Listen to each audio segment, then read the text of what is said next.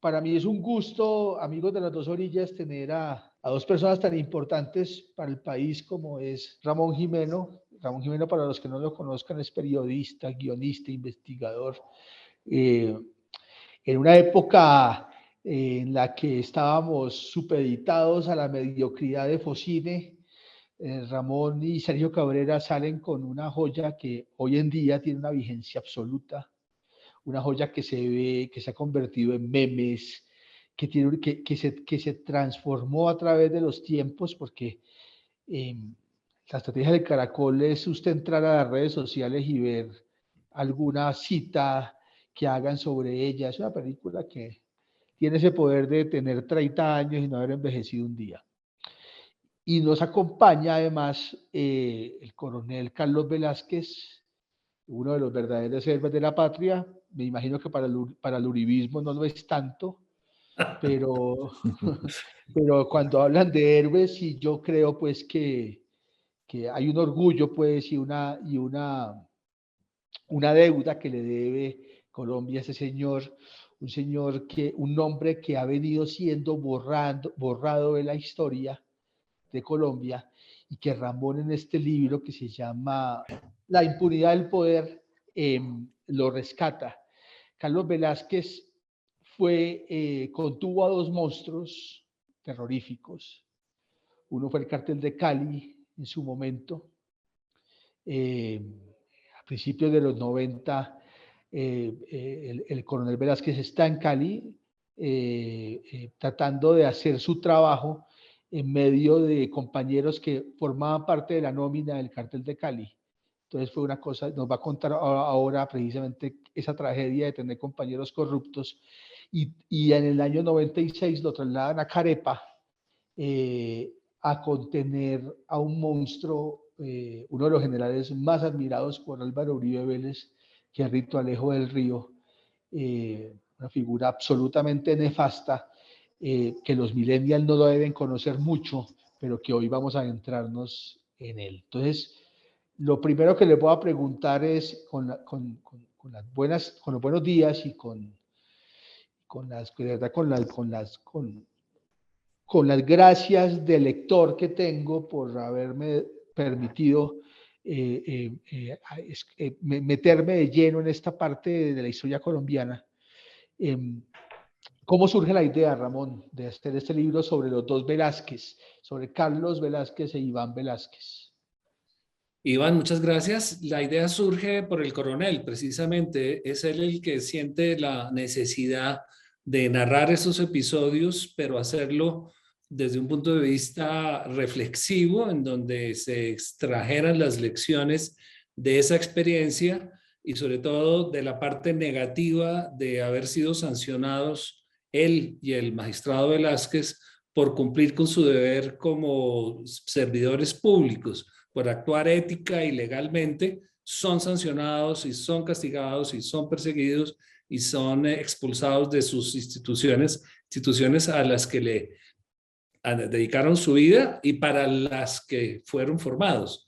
Entonces, el coronel quería volver a contar, revivir esa historia con ese foco, porque la historia del coronel está muy bien contada, no tanto como la del magistrado Velázquez en distintos textos, pero digamos que más o menos se conoce, no desde el punto de vista del coronel como la quiso hacer. Entonces me llamó y me dijo que si le jalaba hacer la historia, y tenía otros tres personajes, entre ellos el magistrado Iván Velázquez, que es quien origina este título, porque en principio no teníamos tan claro que era la impunidad del poder, pero con el magistrado Velázquez se redondeó el título. Entonces, todo este libro, todo este trabajo se debe a la iniciativa del coronel. Sí, la preocupación que tenía como estratega militar, digamos, era que ya veía yo acercándose pues cada vez más el final del conflicto con las FARC, y hay un punto que la gente no percibe muchas veces, pero que es muy real en todos los conflictos, sean guerras internacionales o sean internas, y es que quien termina por imponer su voluntad es la parte que tenga superioridad moral sobre la otra. sin que ninguna sea santa, pues, pero que tenga, que no haya caído tan bajo. Entonces, digamos, muchas veces uno no puede, una negociación no se puede dar entre borrachos, por ejemplo. Por lo menos uno tiene que estar entrando a cuidados intensivos, a Alcohólicos Anónimos para poder conversar en forma adecuada con el otro. Y en Colombia, el Estado no perdió tanta legitimidad. En el fondo fue porque hubo personas como Iván Velázquez, como quien les habla, y otras que pese a todo cumplieron con su deber desde el periodismo, desde todos los ámbitos, cumplieron con su deber y se mantuvieron en esa tónica, y eso detuvo la decadencia del Estado, que es la que estamos viendo ahora con la legitimidad, pues. Entonces, yo pensaba tratar el asunto, pero desde el punto de vista académico, muy ladrilludo y demás, y entonces también hablar de uno mismo, pues es harto, y fue cuando se me ocurrió vía Ramón, pues yo lo había leído en el Palacio de Justicia, su libro de Noche de Lobos, y lo vi en una entrevista con Daniel Pacheco en el programa que tenía él ahí en Red Más Claro, Noticias. en Red Y Más, sí. entonces dije, este hombre es el que tiene una visión adecuada de eso que yo quiero que se rescate, y de ahí surgió la idea, para que En los el también los libro, periodísticos. en el libro hay un momento muy angustiante porque a usted se le acerca el cartel de Cali y le dice, bueno, hagámonos pasito y de paso pues recibe una plata, y uno como lector dice, pues señor, ¿cómo va a decir que no? Igual todo el mundo está en la misma cochada, todo el mundo estaba en la nómina. ¿Para qué se va a ganar un enemigo tan poderoso? Y usted tuvo dudas al respecto, pero más allá de eso, ¿cómo se genera una vocación tan fuerte como para decirle que no a estos carteles? Porque no solamente no recibir la plata, sino además tener la lápida encima de la espalda. Bueno, pues eso sí, hay cosas que lo marcan a uno, ¿no? De pronto la que registró Ramón en el diálogo me marcó desde muy pequeño, cuando era adolescente, cuando mi papá me sancionó con calabozo, que existía en esa época, por haberme robado o llevado el jeep militar ese a darle serenata a la novia, haberme estrellado y demás. Cuando esa Perdón, misma, su papá era militar, ¿no? Porque su papá papá era tenía militar, una sí. tradición. General muy importante también. Sí, fue el primer general, murió de coronel, pero lo ascendieron póstumamente a general por la forma como murió. Recién terminó la operación Marquetalia, él asumió esa operación de persecución, pues, en el Tolima, Willy Caquetá. Pero entonces, esa mañana de la noche que me estrellé, él había reunido a su Estado Mayor, y uno de los puntos que había tratado era: no quiero ver carros oficiales haciendo mercado, llevando al niño al colegio, porque esos no son para eso. Use los carros particulares o transporte particular. Concepto ético muy claro, y eso me marcó a mí, porque él murió al poco tiempo. Y después, pues, la escuela militar, en fin. Pero también de pronto influyó en eso, francamente, el hecho de que mi hermano, el que me sigue a mí, nosotros somos 7, a mí me siguen unos mellizos, y entonces el hermano, muy temprano, cayó en el mundo de las drogas y nunca se pudo recuperar. Todavía hoy vive, pues, pero está en un tratamiento de psiquiatra y demás. Entonces, ese daño de las drogas a mí me marcó mucho, y decía, esto no se puede aceptar como algo positivo para la sociedad. Y cuando vi que estos señores eh, mandaban en Colombia prácticamente, pues dije, no, esto no puede seguir así. Y punto.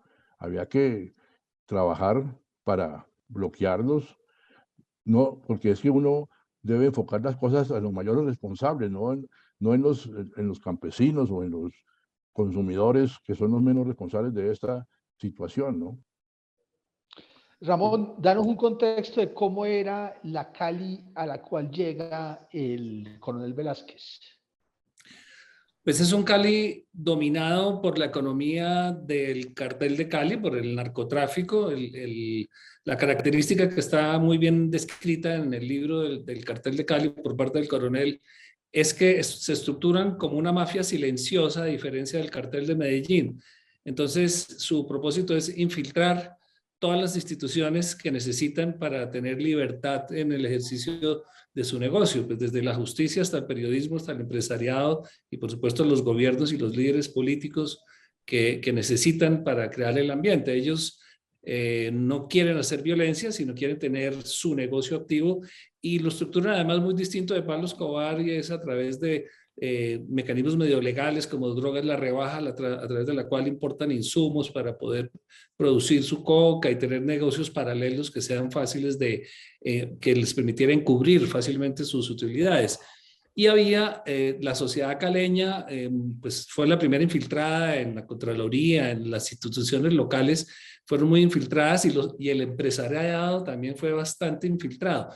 Aunque el empresariado tradicional vallecaucano se resistió a entrar porque es muy conservador y muy católico y muy moralista, los Carvajal y todos estos grupos de antiguos empresarios vallecaucanos, sobre todo los del azúcar, se resistieron muy bien a la arremetida del cartel de Cali. Pues los nuevos empresarios con todas estas crisis que hay en los países, con la globalización que estaba empezando ya tras el gobierno Gaviria, la apertura de las importaciones, pues ese empresariado había entrado en crisis, habían perdido muchas utilidades, muchos mercados y ellos cayeron muy fácil en la tentación de dineros fáciles que les prestaba el cartel de Cali y con eso los cooptaba.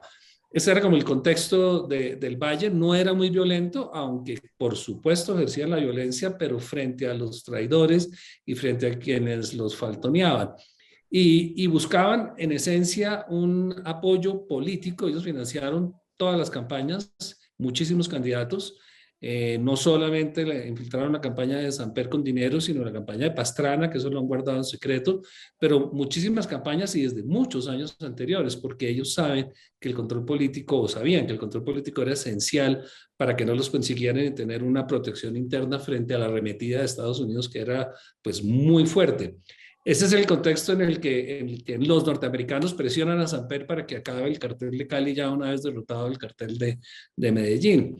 Y también en ese sentido es muy interesante que pues el rol de Estados Unidos, aunque yo no comparto esa política de guerra contra las drogas de Estados Unidos, pero ese rol respaldando al cartel, al bloque de búsqueda, tanto de Medellín como de Cali, yo creo que fue fundamental para librar esa lucha y acabar ese contexto del que estamos hablando, en el que los narcos se habían puesto contralor, procurador, congresistas, igual que los paramilitares en los años de Uribe. Este es como el contexto, Iván. El libro se cierra con un capítulo muy aterrador, que es cuando ustedes van en pleno problema con Ginette Bedoya, que van a hablar con este Ángel Custodio Gaitán, que era un tipo, pues un nazi tremendo paramilitar que manejaba los patios de la picota. Y ahí Popeye, con mucho cinismo, le recuerda que la orden que dio Pablo Escobar para matar a Valdemar Franklin, que era dejarlo como un colador, como queda Sony, el hijo de de Vito Corleone, en el peaje donde lo asesinan pues sus enemigos. Coronel, estas cosas tan directas, estas amenazas, esta intimidación, además tan real, porque no eran amenazas, era una sentencia de muerte ya directamente. ¿Cómo usted no flaquea ante el poder de, así pues el cartel de Cali tenga esa intención de parecer más sofisticado que Pablo Escobar? ¿Cómo no morirse del susto ante una amenaza de esas? Bueno, es que, no sé, hubo un libro que influyó mucho en mí, que me lo leí casi, pues, un libro grueso que se llamaba The Underground Empire, escrito explicando cómo las mafias, esto era en el lejano oriente, estaban manejando su imperio de manera muy sofisticada. Y aparte de eso, de ahí me di cuenta que las mafias, como las de Cali, solamente actúan violentamente contra una persona en una de las siguientes circunstancias. Cuando la persona inicialmente les dice que sí, pero después les da la espalda, les dice que no. Sí. Cuando la persona trata de ser más perro que ellos siempre terminan siendo más perros. más jodidos, pues, para hablar en términos escuetos. O cuando esa persona tiene mucha información que nos pueda realmente judicializar y no la ha entregado a las autoridades o se la guarda o lo que sea. Por ejemplo, un periodista que tenga un artículo muy importante sobre ellos y los tipos saben que lo tiene y no lo ha publicado, antes de publicarlo lo matan. Pero de resto, si uno no se coloca en ninguna de esas circunstancias, los tipos respetan y tienen su ética, entre comillas, mafiosa, pues. Entonces, yo aprendí muy bien de ese libro eso y no me coloqué en ninguna circunstancia, entonces eché para adelante. Y aparte de eso, pues el respaldo de la CIA fue muy eficiente. La CIA, por ejemplo, mi esposa vivía en Bogotá y yo en Cali. Yo venía aquí cada 15 días más o menos. Y cuando mi esposa salía a qué sé yo, por ejemplo, a Unicentro, a hacer compras, a lo que sea, ellos la aseguraban, pero no con escoltas bulliciosas y armas y demás, no. 2 o 3 mujeres y un hombre o lo que sea, también haciendo compras en Unicentro, pero a distancia, sabiendo dónde estaba ella, y mi esposa no sabía que le estaban asegurando. Ese es el estilo de ellos, y entonces con eso yo me sentí un poco más seguro, pues, más tranquilo para seguir trabajando como debía trabajar. Es que precisamente esa me parece interesante, sin el respaldo, sin que el coronel sintiera ese respaldo de la CIA, yo creo que se hubiera sentido muy solo y quién sabe si lo hubieran llevado a retirarse antes, porque wow, la presión mortal del cartel era impresionante. No, pues No, y claro, ¿no? y de los compañeros, me imagino que hubiera tratado como el sapo, No, pues impertinente, claro, sí. claro, es que eso era un compañero de curso mío que inclusive fue competidor conmigo en los primeros puestos, que estando en la escuela de guerra, en el curso de Estado Mayor, se retiró porque los capos lo llamaron ya, se había aprendido la guerra contra Pablo Escobar y se perdió para allá con ellos. Eh, Él tenía todavía muchos amigos también dentro del curso y a través de ellos, precisamente de uno o dos, me hicieron aproximaciones y yo me di cuenta que la cosa era bastante, había penetrado mucho. Es más, estando en Cali me acordé que cuando yo hice el último año de bachillerato en la escuela militar, ahí en ese año uno de los hijos de Gilberto era cadete, yo no sabía, y me acuerdo que hubo una fiesta, la fiesta de grado de nosotros, de sexto bachillerato, la financió en buena parte Gilberto Rodríguez Orejuela, lo vine a saber después.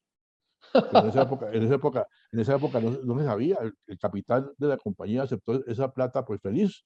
Pues fue porque donaron un carro Simca para rifarlo. No. Ramón, ahora vámonos a 1996 y háblanos un poco del personaje que tiene que lidiar el coronel Velázquez, que es Rito Alejo del Río. ¿Nos puedes dar, por favor, el contexto de quién era él y por qué era considerado el pacificador de Urabá y por qué lo ponen ahí precisamente en Urabá y para qué lo ponen? El general Rito Alejo del Río es boyacense. Hemos comentado con el coronel que casualmente yo fui criado en una finca de Boyacá, en San José de Pare, que es el mismo sitio de origen del general Rito Alejo, y aunque es mayor unos 10 años que yo, pues conocí a su padre, a sus tíos, a sus abuelos y sabía de su mal carácter desde muy joven porque su familia tuvo una guerra a muerte interna entre dos hermanos, el padre Rito Alejo y Jorge del Río, que era su tío, se disparaban de lado a lado de la casa y a Jorge del Río lo acabaron asesinando, su tío, en una masacre que entraron 15 o 30 hombres armados en una época en que las FARC no existían ahí, un asesinato muy raro y digamos que fue uno de los sospechosos desde esa época siendo joven y estando en el Magdalena Medio, el coronel. Entonces oí mucho tiempo de su mal carácter, de lo fanático que era, él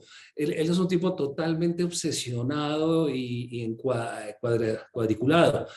Entonces lo conocí muy joven y luego ya cuando empieza uno a trabajar el tema de los paramilitares y todo esto, con el que empezó en el Magdalena Medio en los años 80, pues me vuelve a aparecer el nombre de Rito Alejo y todas sus maldades. Y es un hombre que desde muy temprano en el ejército empieza a hacer alianzas con todo el malevaje, como lo llaman los paisas, donde llega, hace alianzas con el malevaje porque él considera que es legítimo aliarse con los enemigos del Estado para cumplir el propósito. Él malinterpreta la doctrina norteamericana de el enemigo de mi enemigo es mi amigo. La malinterpreta, entonces siempre busca las bandas de malhechores, de robadores de ganado, de todo, para que hagan el trabajo sucio que él le gustaría hacer como militar. Entonces, él fue el que arrancó esas alianzas con las bandas y constituyó, fue parte fundamental con otros generales y coroneles de la policía, esta se me escapa el nombre, en el Magdalena Medio, en la constitución de las primeras autodefensas que se convierten en las grandes autodefensas del Magdalena Medio. Y y ahí, Sasa y esta, dime. las de Isaza, ¿no? Las de Izaza. Esto es con Yanine, el general Yanine y otros, las de Izaza, pero antes de las convivir, pues este constituye las primeras autodefensas ahí, los arma, los entrena, y siempre con esas prácticas de desaparecer a la gente, asesinar prácticamente a la gente que no está dentro de la legalidad. Yo no sé en qué momento se vuelve este anticomunista tan radical, porque se vuelve amigo de los narcos y, repito, de todo el que haga dinero ilegal, pero lo que no entiendo es en qué momento se volvió tan anticomunista, si fue en el Magdalena Medio, porque en el Magdalena Medio hemos perdido un poco esa historia. El Partido Comunista dominó todas esas poblaciones y las FARC dominaban completamente esa población. De los 12 concejales o 10 de cada uno de esos municipios, 11, el 90% eran pro FARC o comunistas.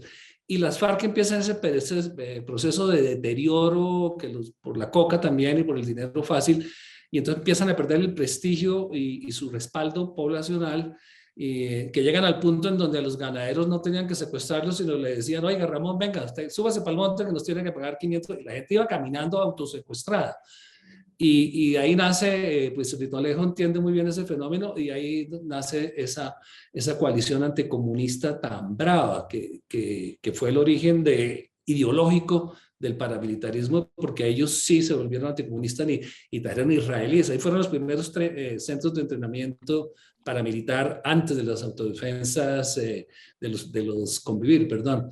Y este hombre siempre estuvo detrás de ese esfuerzo tan anticomunista. Entonces yo creo que fue por ese deterioro de las FARC tan grande que esta gente del ejército y de la policía se radicalizó mucho en esa zona, viéndolos como unos verdaderos criminales y como una gente que no tenía banderas políticas y considerando que la única forma era eliminarlos y eliminarlos de raíz, porque Rito Alejo sí, no sé si el coronel está de acuerdo, digamos en términos castrenses, sí era un buen táctico, no un estratega, pero sí un buen táctico.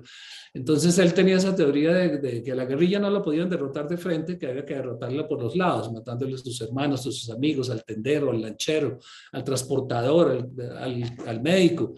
Y él es el que idea esa campaña hasta donde yo entiendo. Sí, era más o menos un buen táctico. Y agregando una cosa que después supe por un oficial retirado que fue muy cercano a Landazábal. Imagínense, cuando Landazábal era comandante del ejército, Rito Alejo del Río había salido al Batallón Colombia en el Sinaí como premio por su gestión en el Magdalena Medio, como mayor o algo así. Y entonces, allá en el Sinaí coincidió con Carlos Castaño. Carlos Castaño había ido allá a hacer un curso de militar, pues. Sí, Y de paramilitar. De paramilitar. Y allá iban vuelos que llevando soldados y venían desocupados o venían con carga, en fin. En uno de esos vuelos, Landazábal recibió la información de que posiblemente Del Río iba a mandar armas, en acuerdo con Carlos Castaño, para Colombia, en un avión Hércules. Y efectivamente, entonces Landazábal lo que hizo fue pedirle el favor a un periodista que estaba de tiempo atrás pidiendo apoyo para ir a hacer un reportaje de lo que hacía Batallón Colombia en el Sinaí. Ovidio Peter Charria se llamaba, me parece, sí. Y él fue a hacer el reportaje, pero Landazábal le dijo, de pasada, chequee si va a pasar esto, si hay sospechas de eso, y me llama. Y efectivamente, el periodista lo llamó, general, sí parece que hay unas cajas todas raras que van a ir de regreso con, y puede ser armas. No sé qué pasó, se enteraron, lo que sea, o chequearon a Ovidio Peter Charria, y venía el vuelo de regreso y por demasiado peso se cayó antes de cerca a Miami y ahí se murieron ahogados varios, entre ellos el periodista, y las armas se perdieron. Pero Landazábal estaba esperándolo, de pronto se enteraron, lo estaba esperando en el Catam para coger las armas y pues judicializar ese proceso, ¿no? Hasta ese nivel llegó Del Río, pues. Sí. Ese punto es muy importante frente al libro y el contenido de la impunidad, porque Del Río no opera solo, opera protegido por los altos mandos, por algunos altos mandos, por la misma presidencia tal vez en algunos casos, y eso es lo que les permite hacer esos acuerdos con la inteligencia israelí para estas operaciones clandestinas y sucias. Entonces, digamos, siempre ha habido en esta estructura del Estado colombiano esa mentalidad de que hay que trabajar ilegalmente para imponer las políticas del Estado, y eso es lo que explica que se pueda mandar un avión desde Israel cargado de armas para financiar o para alimentar la guerra interna y de manera ilegal. El libro decía Gaitalese que todo adjetivo es una falta de investigación. Y decir que el comportamiento de Carlos Velázquez es heroico puede sonar vacío si no se da un contexto. Y el contexto que usted da en el libro, Ramón, es algo que me dejó a mí aterrado, y es que es muy difícil meterse en un lío entre militares, porque lo que decía Ritualejo es, no le vamos a dar bala a estos manes porque estos manes no se meten con nosotros. Al contrario, estos manes nos ayudan a acabar con la guerrilla. Y si no se meten con nosotros, pues no importa lo que hagan, no importa lo que hagan es acabar pues con una población, acabar lo que dices tú, Ramón, con el amigo que les prestó la lancha, acabar con la población civil.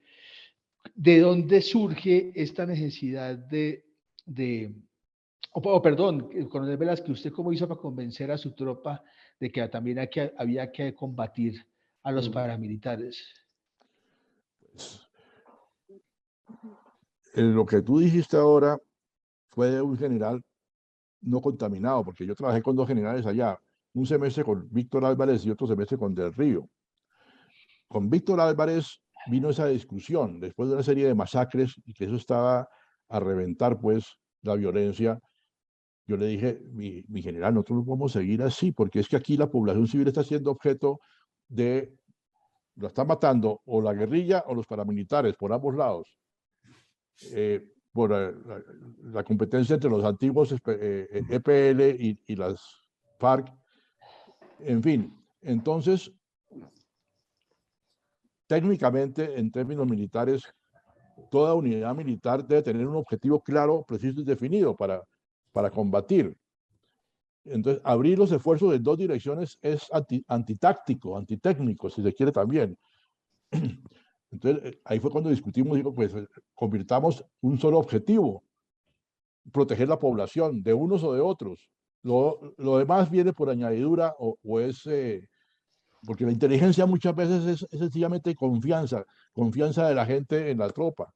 Pero si la ven a la tropa cargada solamente para un lado, pues no hay confianza para poder proteger a la población. Entonces, se hizo eso y fue cuando llegó Del Río que cambió totalmente eso, y ahí empezó la discusión y la tensión, porque a la gente la empezaron a seguir matando, ya no con masacres, sino asesinatos selectivos, sobre todo en puntos críticos como Belén de Bajirá, San José de Apartador, Nueva Antioquia, en fin. Entonces, ahí fue cuando, ahora a las tropas, a los comandantes se les dice, bueno, sus indicadores de gestión son estos, y tienen sus anotaciones positivas del folio de vida o no, de acuerdo al cumplimiento de los indicadores de gestión. Y como lo decía, lo dijo Ramón en el libro después de la conversación, si bajan 50% mínimo los asesinatos contra la población civil, su gestión está siendo positiva. Si no, olvídese, no está haciendo nada como corresponde. Y ya entonces que se quitó ese indicador de que a mayor cantidad de bajas, mejor mejor operación, pues, o más eficiencia en el mando suyo. Y eso surtió efectos, pero solamente en un trimestre, porque fue el último en que estuvo Víctor Álvarez, y cuando llegó del Río, pues la cosa ahí fue cuando se presentó el conflicto. Ramón, ¿tienes algo que agregarle a esto? Sí, que la formación militar en ese sentido es fundamental porque pues, los oficiales de alto rango como el coronel sí tienen una estructuración académica, mental e intelectual que les permite tener claridad entre qué es lo legítimo y qué es lo ilegítimo. Y saben, como del Río, cuando pasan al otro lado o cuando se quedan acá como el coronel en la parte legal. Pero los soldados en general y los bajos mandos, capitanes, cabos, etcétera, sargentos, su formación es muy pobre y está siempre orientada a obedecer. Entonces, si un coronel como del Río les da la orden de masacrar o permitir una masacre, pues ellos, digamos, no es por excusarlos, pero no tienen la formación para discernir y ir a llamar a los auditores o se me olvida cómo se llama, el procurador de los militares, de decir, me han dado una orden un poco rara que dentro de lo poco o mucho que he sido instruido no encaja, y frenar esas acciones. No se les ocurre, como lo hizo el coronel, informar que este general se está desviando de los principios para que lo investiguen y no actúe ilegalmente. Entonces, ese concepto de positivo que necesita un ejército de obedecer órdenes, aquí se utiliza para obedecer órdenes ilegales sin que el soldado proteste, sin que el soldado o los suboficiales reaccionen. Y sobre esa estructura que la conocen muy bien los mandos corruptos, pues se monta ese ejército tan distorsionado que se alió con los paramilitares. Y en ese sentido, lo importante para el futuro y el evento de la JEP es extraordinario en ese sentido, es la necesidad de reestructurar la formación de las fuerzas militares y de policía, y la necesidad de hacer una nueva escuela, una nueva doctrina, y de eliminar el servicio militar obligatorio, porque eso es capturar y secuestrar a muchachos que no quieren ir al servicio militar obligatorio y que los obligan a aprender de milicia, de armas, de entrenamiento, de tácticas, y un porcentaje de ellos acaba pues muy fácilmente cercano a actividades ilegales. Entonces, digamos que la reflexión de todo esto es, hay que acabar con ese concepto antiguo de la fuerza pública que permitió estas desviaciones y esta violencia tan tenaz que mantiene Colombia. Una pregunta para ti para cerrar, y después hago una pregunta para el coronel para cerrar también. Ramón, ¿qué significa que Álvaro Uribe le dé tratamiento de héroe a Rito Alejo del Río?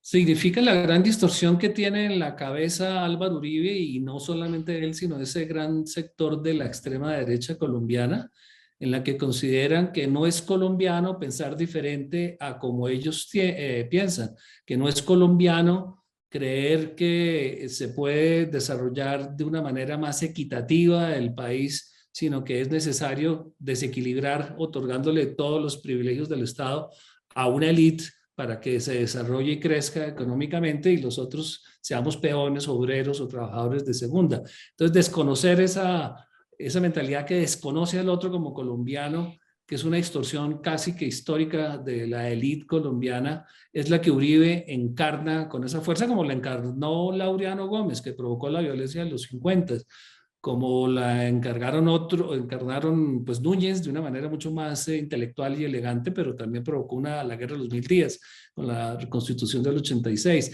Entonces esa mentalidad de la extrema derecha colombiana en el siglo XX y XXI la encarna Uribe. No son capaces de entender que esto es un proyecto de país y que su tarea es unir a los colombianos y entender las diferencias que existen para incorporarlos en un proyecto común. No, ellos quieren es excluir o que se queden de pobres o que se queden en el cementerio.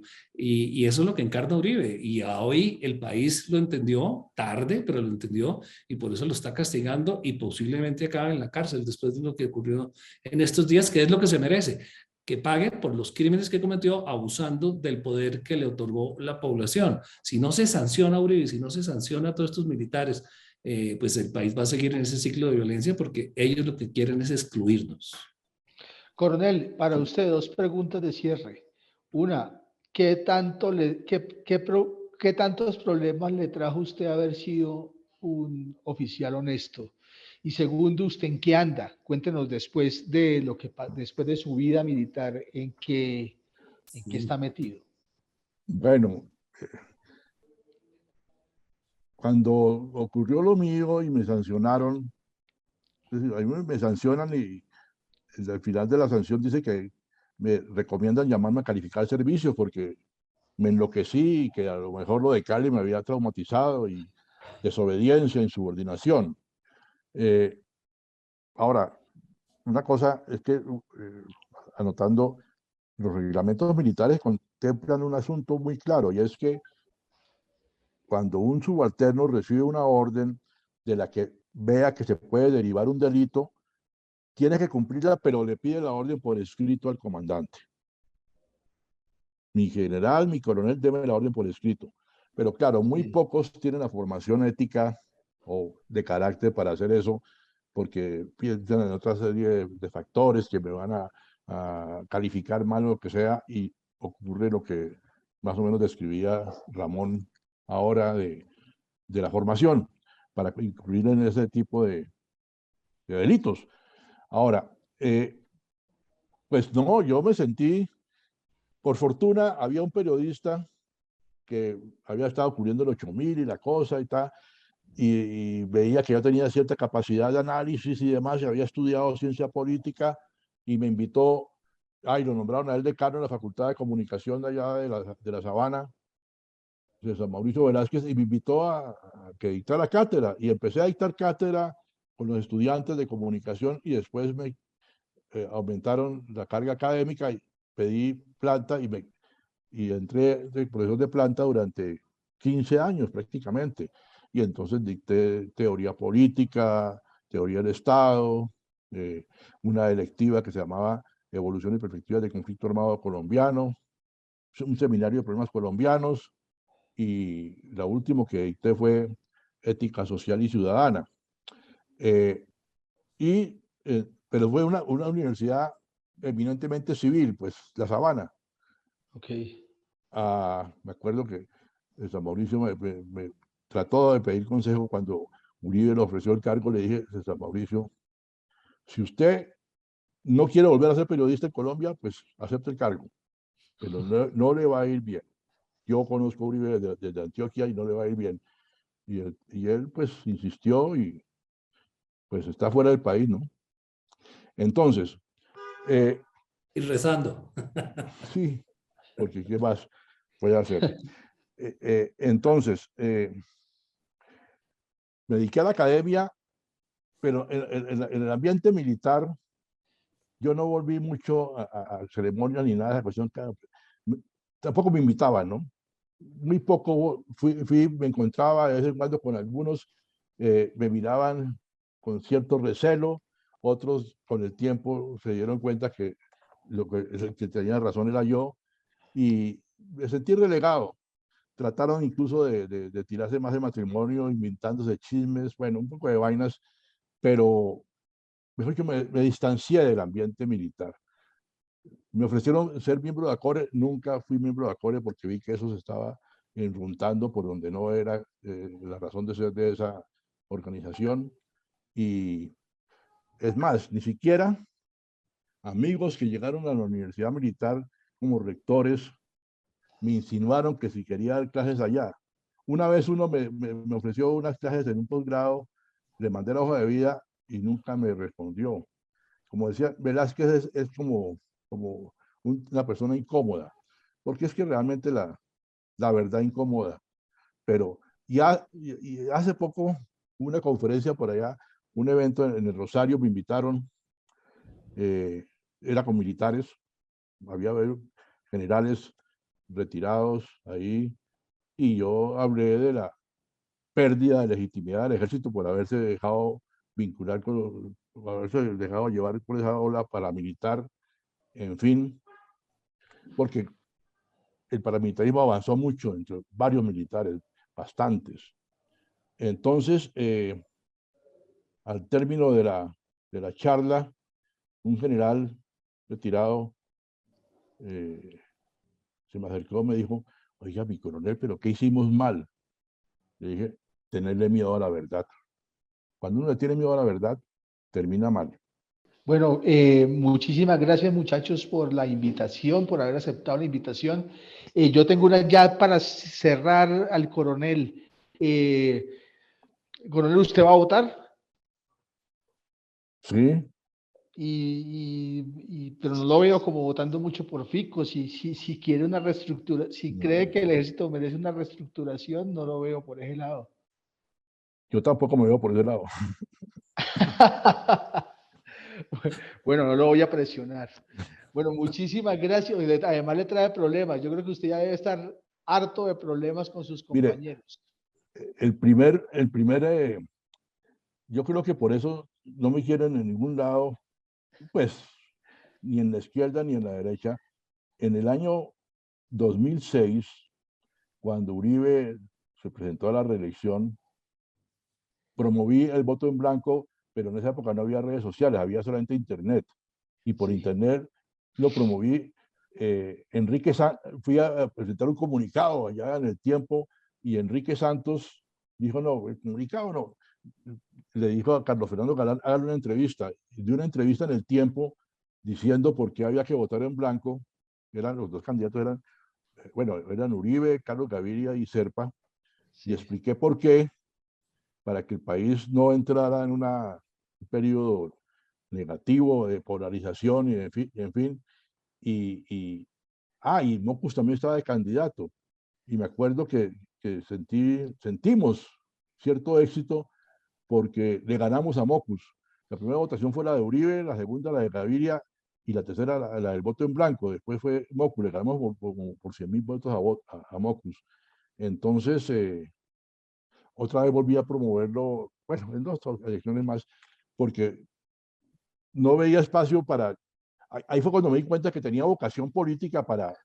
Entonces, si el voto en blanco no funcionaba para que repitieran la elección y de pronto pudiera estar yo de candidato, pues entonces yo mismo iba a hacerlo y ya decidí no seguir carrera académica. Porque hubo un momento en que las hijas estaban ya para hacer maestría y demás en el exterior y la Universidad de La Sabana le presta a uno plata para le financia el doctorado, lo que sea. No, hoy día, pues si uno no es doctor, mal puede estar en una universidad siendo profesor. Yo tenía maestría, iba a hacer doctorado, yo tenía la posibilidad de hacer doctorado, pero tenía que pagar la plata de mi bolsillo, ya tenía 50 años y entonces esa plata había que decidir si para las hijas o para el papá. Y era más obvio que era para las hijas. Entonces ahí fue cuando ya empecé a salirme de la academia para dedicarme de lleno a la profesión política, pero de altura, ¿no? No solamente electoral, sino participación en foros, cada vez que un periodista me llama, pues le contesto y pues, yo mi opinión. Tengo una columna en El Nuevo Siglo desde el año 2009, cada 15 días, y estoy en ese asunto político. Esta vez traté de hacerlo por firmas, no pude tener la plata suficiente a un movimiento que iban a dar la personalidad jurídica, no se la dieron, o todavía está en trámite de eso, el Movimiento Nacional de Reconciliación, en un que avaló a Belisario Betancur en su momento, y apenas salga la personalidad jurídica de ese movimiento, creo que Gustavo Rodríguez Vargas, que es el que lo dirige, me va a delegar a mí para ser el director y echar Bueno, para adelante. Desde buenísimo. su opinión empuja mucho, porque la última propuesta, no sé, Iván, si la alcanzaste a leer, de promover la Guardia Rural, que es una instancia civil para establecer la soberanía en las regiones. Es una propuesta muy importante, muy interesante, que gracias a Dios el coronel está en la vida civil para que la proponga y se estudie, porque eso es lo que hay que hacer, el conocimiento de los que saben, conocen las regiones, es el que puede permitir desarrollar una fuerza civilista que contribuya a consolidar la seguridad en esas zonas y que permitan el desarrollo económico, consolidando la seguridad. Y esa propuesta Sí, es muy una importante. guardia rural, una guardia nacional rural que sería dedicación exclusivamente al campo y es una especie de policía con estatuto militar. Okay. Excelente. Bueno, yo les agradezco muchísimo y les agradezco muchísimo por darnos este espacio y por ese libro tan importante, en serio. Buenísimo. Muchas gracias, Iván, por este espacio a ti.